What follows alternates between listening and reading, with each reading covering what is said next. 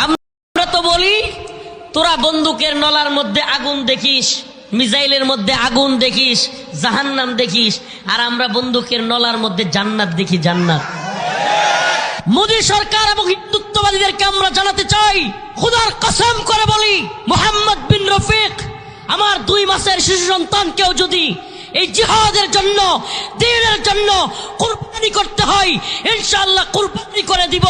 আমরা প্রস্তুত আছি, হিন্দুত্ববাদীদের গোলামি মানব না।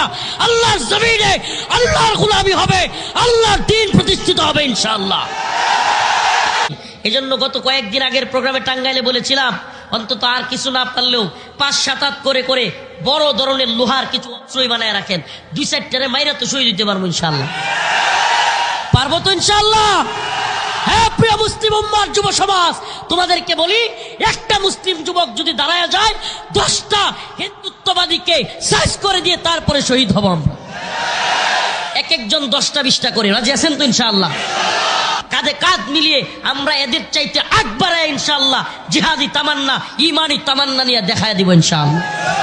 প্রিয় যুব সমাজ, তোমাদের কাছে এই একটাই চাওয়া, প্রিয় ভাইরা আমার, একটাই চাওয়া আমাদের, যেন আমাদের দেশে ডাক আসলে মুজাহিদের ঘাটতি না হয়।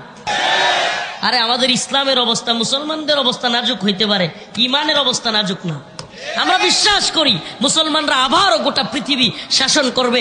আসসিনু লানা ওয়াল আরাবু লানা ওয়াল হিন্দু লানা ওয়াল কুল্লু লানা, সব আমাদের হবে। হিন্দুস্তান আমাদের, চীন আমাদের, রাশিয়া আমাদের, আমেরিকা আমাদের, সব আমাদেরই হবে ইনশাআল্লাহ। চীন শুনেছে তো, এটা চীনও নাকি হয়ে যাবে। তো চীন কি শুনেছে? আর শোনার পরে এখন যে মদত দিচ্ছে সেটা দেবে তো?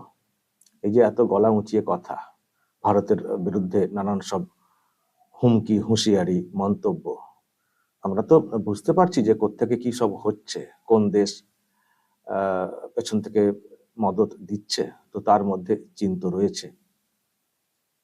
ওনাদের অনেকেই তো নিজেরাই বলেছেন। তো এই বক্তা বলছেন যে চীনও আমাদের হয়ে যাবে।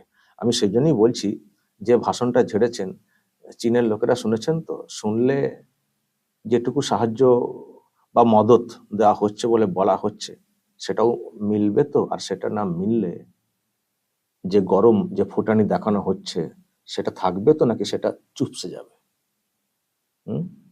সব দখল। তবে চীন চীন যদি সত্যিই মদত দিয়ে থাকে, সত্যি কেন দিচ্ছে বলে আমাদেরও কোথাও মনে হয়, এদিক থেকে পাকিস্তান, ওদিক থেকে চীন,